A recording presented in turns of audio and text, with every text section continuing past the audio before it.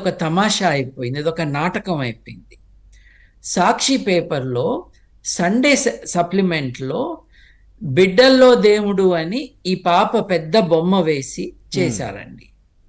ఆ రోజు నేను అన్ని టీవీ ఛానల్స్కి కాల్ చేసి, రేపు మీ అందరి మీద నేను కేసు వేయబోతున్నాను హ్యూమన్ రైట్స్ కమిషన్లో అని చెప్పాను. అదేంటండి, మేము ఊరికే చూపిస్తున్నాం అంతే కదా, మేమేం ఎంకరేజ్ చేయట్లేదు కదా అని అన్నాం.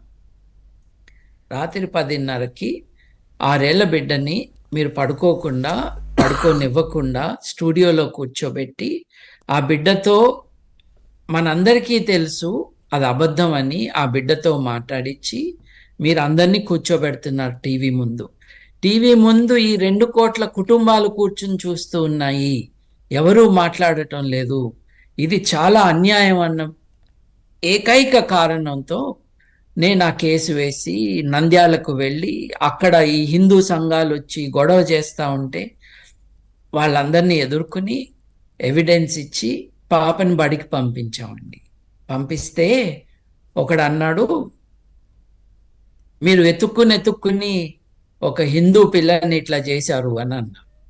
నోరు మూసుకో, అసలు ఆ బిడ్డ బౌద్ధులు కదా, వాళ్ళు హిందువులు కాదు అని వాడు నోరు మూయించా. ఇంకొకడు, ఎన్నో వేల మంది పిల్లలుంటే మీరు ఈ బిడ్డ మీదే ఎందుకు ఫోకస్ పెట్టారు అన్నాడు. ఎక్కడున్నారు ఆ 1000 మంది పిల్లలు అంటే, మా గల్లీలోనే ఉన్నారు అని చెప్పాడు అతను. నేను అప్పుడు వాడిని అడిగాను, గట్టిగానే అడిగాను, నీ గల్లీలో ఉంటే, అంటే నంద్యాలలో చెప్పిన మాట ఇది, 200 కిలోమీటర్లు అవతలున్న వాళ్ళు వచ్చి నీ గల్లీలో బిడ్డని రక్షించాలా? నువ్వేం చేస్తున్నావు? నువ్వు ఒక అడల్ట్గా నీ దగ్గర బిడ్డలకు అన్యాయం జరుగుతూ ఉంటే ఎవరో వచ్చి వాళ్ళని కాపాడాలని వెయిట్ చేస్తున్నావా? అసలు నీ మతానికి మానవత్వం లేదు, నా మానవవాదానికి మానవత్వం ఉంది అని వాడిని తిట్టాను నేను. ఇది లైఫ్ని ఒక స్పెక్టకిల్గా చూస్తున్నారు. ఎవరో చేస్తే నేను నాటకం చూసినట్టుగా టీవీలో లైవ్ రియాలిటీ షో చూస్తాను అని. మనకు బాధ్యత ఉంటుంది కదా సార్, మన చుట్టూ హెల్ప్లెస్గా ఉన్న వాళ్ళకి వీలైనంత వరకు మనం చేయాలి కదండి. అది జరగని కారణంగానే, ఒక హ్యూమన్ రైట్స్ కల్చర్ లేని కారణంగానే ఇలా జరుగుతుందండి.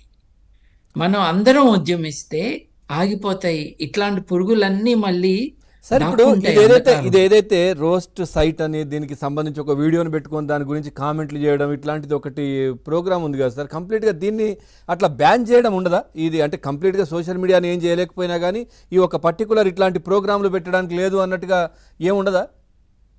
అంటే రోస్ట్ చేయటము నేరం కాదు కదండి, కొంచెం జాగ్రత్తగా ఉండాలి మనం. ఈ విషయంలో కోపాన్ని మనం అన్నిటికీ వర్తించేటట్టుగా చేయకూడదు, దాని కాన్సిక్వెంట్ యాక్షన్స్. ఎందుకో చెప్తాను చూడండి. దీనికి కూడా చాలా మంది కామెంట్స్ చేస్తూ ఉన్నారు.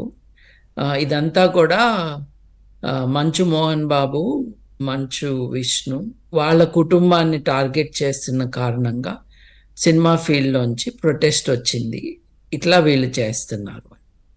ఏది ఓవర్గా చేస్తే తప్పే కదండి, కానీ తమాషాగా లైట్ హార్టెడ్గా ఆట పట్టించటం వేరు.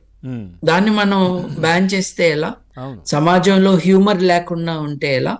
కామెడీ అన్నది పార్ట్ ఆఫ్ లైఫ్ కాబట్టి దాన్ని బ్యాన్ చేయాలని ట్రై చేయకూడదు. యాక్చువల్లీ ఇప్పుడు నేను చెప్పిన యాక్టర్లు ఎవరైతే ఉన్నారో వాళ్ళు వచ్చి టీవీలో గప్పాలు కొట్టుకుంటుంటేనే కదా వేరే వాళ్ళు రెస్పాండ్ అయ్యి చేస్తూ ఉన్నారు. మిగతా వాళ్ళు ఎవరిని చేయట్లేదే, మిగతా వాళ్ళు వచ్చి గప్పాలు కొట్టుకోవట్లేదు కాబట్టి. So there is an action, there is a reaction and so on.